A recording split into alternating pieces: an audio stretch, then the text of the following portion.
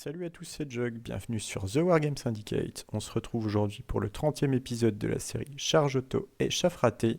On est en ronde 4 donc de la qualif ETC, on est contre Sons of Gelsolp. Bref, j'aurais essayé. Donc je vais jouer contre Ebus en guerrier du chaos. Donc au niveau de sa liste, il a un Ancestor Burning, un Master Alchemy à cheval, un barbare sur Shadow Chaser très mobile. En base, 30 lanciers, 10 barbares à cheval qui servent de chaussons aux sorciers. On a une petite scoring de 5 cavaliers. Un Feldrak Elder, 6 cavaliers Gluttony, un Shrine, encore du Feldrak en paire d'armes, 3 Force Horn Spike Shield. Donc on a pas mal de trucs, pas mal de scoring un peu différentes, d'unités un peu différentes. On joue Divide and Conquer et Frontline Clash. Je m'estime en vert contre ça. J'ai rentré la Resolve, Tristan Resolve pour casser cette Burning. Il n'a pas vraiment de quoi gérer les pénitents. La magie, ça me fait pas très mal. En fait, l'alchimie, on pourrait se dire que ça fait mal à distance. Mais en réalité, quand on dissipe Quicksilver, le Spike, c'est pas non plus la mort. J'ai le soin pour me remettre des PV. Ou alors, il va se prendre des rounds de move. Donc, en vrai, je pense que ça va. Ça devrait aller. En fait, l'alchimie est plutôt dangereuse au corps à corps. C'est là que ça va quand même être plus gênant pour moi. Mais je pense quand même avoir un avantage du coup. Allons-y. Alors, au niveau du déploiement, ce qui va se passer, c'est que je vais gagner le jet d'attaque-défense. Par contre, je vais pas tirer le Conserve the Number. Je vais tirer euh, Assassinate, je crois. Donc, je vais prendre l'Ancestor et puis le Barbare monté. Mon setup en magie, le soin, double oraison. Stone Skin, relance touchée, random move. La quête va choisir l'Ancestor. De son côté, au niveau du secondaire, il va prendre tuer 3 bannières. En magie, il va avoir donc sur son master qui est là-dedans le Spike, le Quicksilver, le Calice, le Living Steel, le Word of Iron et il a en Spell Scroll le Grave Call. Pas mal de blast. Sur son Shrine, qui doit être là, -1 d'endurance et puis la Spike. Il va décider de tout poser pour commencer. Il va pas du tout essayer d'alterner les poses. Moi, j'ai quand même très envie de jouer en deux sur Divide and Conquer. Donc, ça me va, c'est bien qu'il pose tout. Il va juste falloir en fait empêcher les infiltrations du Shadow Chaser. Et puis ça devrait aller, quoi. On va le zoner un peu partout sur la table. Alors, son déploiement. Il va mettre donc les Feldrak. Là derrière, il doit y avoir le Shrine, les 3 Forsworn. Là, il y a l'Ancestor, les 10 cavaliers avec le sorcier, les 5 barbares montés. Enfin, ça, c'est des barbares aussi derrière. Les lanciers, les cavaliers et puis l'Elder. Alors, j'hésite pas mal au niveau du flanc fort. À la base, j'allais faire flanc fort là. Mais je me dis qu'en fait, il allait pouvoir pousser avec l'Elder et que ça allait m'embêter. Et je préférais en fait, je me disais qu'en fait, je pouvais plus facilement zoner la poussée de cette unité-là flanc fort que de celle-ci. Donc je me suis dit peut-être je mets flanc fort là, comme ça en fait je vais le forcer à pas avancer et ça je peux les bloquer juste avec des edges et des cavaliers. Là où en fait l'Elder c'est un peu pénible, j'ai déjà fait quand même quelques tests. Les realms en face c'est pas non plus full. Si je charge avec des edges, en fait, il va rester steady. Donc cette relance, ça tient et je me fais croquer. Donc je préférais du coup le mettre flanc fort. Donc on a 6 royaumes qui auront pour objectif d'aller conquérir ce quart de table. Les edges du coup ici parce que l'espace là est pris et il me faut quand même 2 unités pour menacer par là. Le folk commence ici, on veut pas se prendre un spike dès le début, si on rentre 4 comme ça, si je me prends un spike, en fait ça peut en tuer que 2, donc il en reste 5, donc je perds pas l'attention messire. Les pénitents, les paysans, la quête, les naïades magiciennes, les naïades de close, les 6 pénitents et ceux avec la relique qui couvrent en fait l'infiltration, les 6 rimes avec la relique qui couvrent l'infiltration du barbare. Donc là, il n'a aucun espace où il peut se placer, je le vois tout le temps, peu importe où il va. Il peut venir ici, mais bon, il est en face d'un truc AP3, donc c'est pas non plus ouf. Voilà, et du coup, cette unité. En fait, mon idée, du coup, là, je vais rester globalement dans ce quart. Là, je vais aller essayer d'aller là. Ici, les pénitents vont essayer d'aller par là. Puis là, au milieu, on va zoner. Et vu qu'on joue en deux, en fait, on va essayer de l'empêcher de venir de notre côté de la table. C'est parti. Alors, oh, tiens, bah, il va un petit peu avancer partout. Il respecte quand même mes zones de charge. Donc, je pense que j'ai aucune charge possible. Là, j'ai fait. Ah oui, j'ai pas précisé parce que enfin, j'ai fait ma vanguard défenseur ici. Et lui, du coup, vu qu'il pouvait pas s'infiltrer, ben, il est resté dans sa ruine par là. Donc, il avance, il respecte mes portées. Je vais en magie dissiper Quicksilver Lash. Et il va passer une spike là-dedans, dans les pénitents, qui doit faire un mort, je pense. Ah bah non. Bah, je sais plus. Il aurait raté son spell ou j'aurais réussi l'invue, je sais plus. Ou alors j'ai pris qu'un PF peut-être, je sais plus trop. Mon tour à moi. Mon tour à moi, bah, je fais un bel arc de cercle, lui il est au milieu, donc c'est très bien pour moi. Donc là, bah, je zone en fait, il peut pas du tout rentrer, sinon il se prend les deux. Là, je reste par là, je veux garder en fait une bonne ligne de vue pour charger l'Ancestor et lui casser sa burning, vu qu'il est quand même en face de mes pénitents. Même si j'ai la parade, que j'ai un vue à 5, bon, si jamais ça dévisse un peu, ça peut vite être la cata et on se fait éclater le pack. Et je respecte aussi ses distances de charge, mais globalement, j'ai conquéri un peu de table. Là, j'empêche l'infiltration. Il peut venir avec son Elder ici, j'ai contre-charge de ça. Donc ça me va, et je veux juste pas qu'il y ait cette charge-là qui puisse rentrer. En magie, je vais de mémoire me mettre des oraisons, le soin, là, parce que je pensais quand même avoir perdu des PEV de mémoire. Peut-être que la photo est prise après la magie, je sais plus trop. Et je crois qu'il dissipe un random move là, j'imagine. Son T2. Son T2, bah, en fait, il maintient la position. Il peut pas trop avancer sans se prendre des charges. Là, il va quand même avancer ici en faisant une configuration où en fait j'ai qu'un seul mec qui tape, donc c'est pourri. Hein, j'ai pas envie d'y aller évidemment. Voilà, donc globalement sa ligne n'a pas trop bougé. En magie, il va refaire Quicksilver que je vais dissiper et il va passer une spike qui peut-être cette fois va faire des PV, je crois, je sais plus trop. C'est assez anecdotique de toute façon. Alors, mon T2, bah là, il a laissé la place de rentrer par là. Je pense que c'est un petit peu dommage. Il était gêné par l'infrant, mais ça, c'est quand même dommage de les laisser rentrer là parce que là, il est un peu pris en étau. Ça va être un peu compliqué. Et en fait, du coup, je suis déjà dans le quart. Là-bas, là, le zoning, je le conserve. Le folk, je l'ai rabattu ici parce que là, je voulais un peu ouvrir par ici. Donc, je voulais être bien en face de l'Ancestor. Là, j'ai pas trop bougé. Il a pas de charge. Là, j'ai juste avancé de manière en fait à être pile dans son quart. C'est-à-dire que je voulais pas qu'au T3 il pousse et puis qu'en fait il m'empêche d'y aller. Et du coup, j'aurais eu que 3 quarts. Je veux direct en fait en avoir 4. Et là, du coup, j'ai les contre-charges, j'ai les naïades. Alors, j'ai pas ce pack-là. En fait, si jamais il vient avec les cavaliers, je crois que les cavaliers avaient une 6, ça c'est auto ou quasiment. Et du coup, je couvre l'infiltration avec ça et les naïades du coup peuvent contrecharger de flanc. C'est pas si ouf en réalité cette idée parce que si j'ai en fait j'ai pas très envie de contrecharger l'elder qui va pouvoir me stomp, c'est pas terrible. C'est c'est pas très optimal, je pense. Je pense que sûrement je dois construire dans mon déploiement un truc où en fait les deux sont inversés.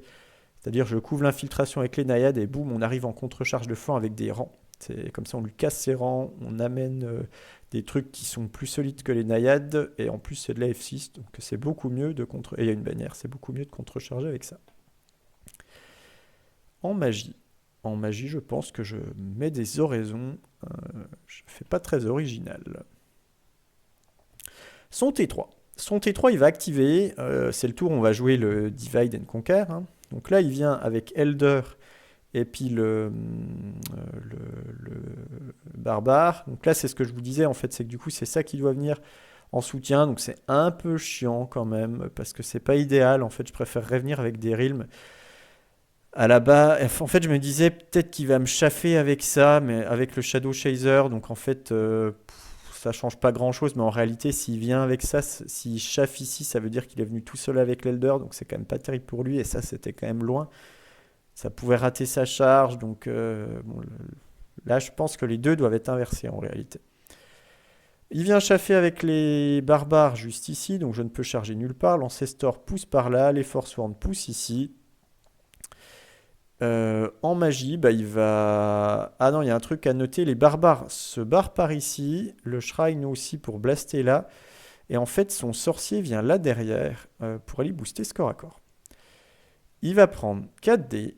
il va faire plus de d'armure là. Il va faire un fiasco, un gros jet. Il perd le sort non, peut-être qu'il perd pas le sort. Mais bon, j'ai du coup un Living Steel qui vient sur moi, donc je me dis, bon, bah ça va, Living Steel c'est quand même bien contre son truc en 1+, et puis lui qui a une 1+, maintenant, et j'ai plus un touché, donc c'est cool. J'avais mis Oraison à vue à 5, hein, j'ai pas précisé, mais on veut tanker à ce tour-là. Et il va se tuer sur les touches. Il a une 2+ d'armure, 8 touches force 3 à P2, il y aura tout, boum, plus de magie. Là, ça va être très compliqué pour lui. Pas de chance. Donc la phase de magie bah, s'arrête là. Et du coup, au corps à corps, il va rouler. Je sais plus trop combien il me fait de PV, mais globalement, on se tient à peu près. Peut-être que je perds de 1, je sais plus. Je pense que je perds de 1. Mon tour. Ouais, bon, j'avais perdu 3 PV. En comptant le résultat de combat, et je crois que j'en ai fait un dans son gros. Là, je charge ici. Bon, alors je suis en forêt, donc c'est un peu nul, quoi. Mais bon, de toute façon, on va les dégager. Et là, en fait, je voulais pas y aller avec les quêteux parce que je veux les mettre devant. En gros, je veux charger là, me mettre en face. Je suis fearless, donc ça va pas se barrer. Là, il y a un spot, là, il me voit pas. Du coup, en fait, je peux lui casser son arme et du coup, après, je peux aller le ramasser avec d'autres machins. Donc, c'est pas trop mal. Là, je passe sur le côté. Ici, du coup, je regarde par ici pour contrecharger derrière. Si jamais il irait, je peux quand même le toucher. Là, je me suis replacé les naïades chef de ce côté-là pour qu'il n'y ait rien qui me charge. Là, cette fois, je me replace pour vraiment y aller de flanc cette fois-ci. Et là, je me dis, bon, si jamais là, ça explose, bah en fait, il n'y a aucune charge possible. Si jamais il me pète à ce tour-là, je suis plus tenace, hein, donc si jamais il roule comme un porc, peut-être que, on ne sait jamais. Donc, prenons pas de risque. La damsel en coin de pack ici pour aller chercher le 18 pas. On va mettre full boost là-dedans pour que ça tienne. Au niveau des oraisons, on va se mettre casse la parade, plus 2 off ici pour les déblayer. Là, on va se mettre 1 vue à 5 pour un peu tanker. La damsel prend comme 9. Comme ça, en fait, je suis à 9 relances ici. Des fois qu'il se passe une connerie.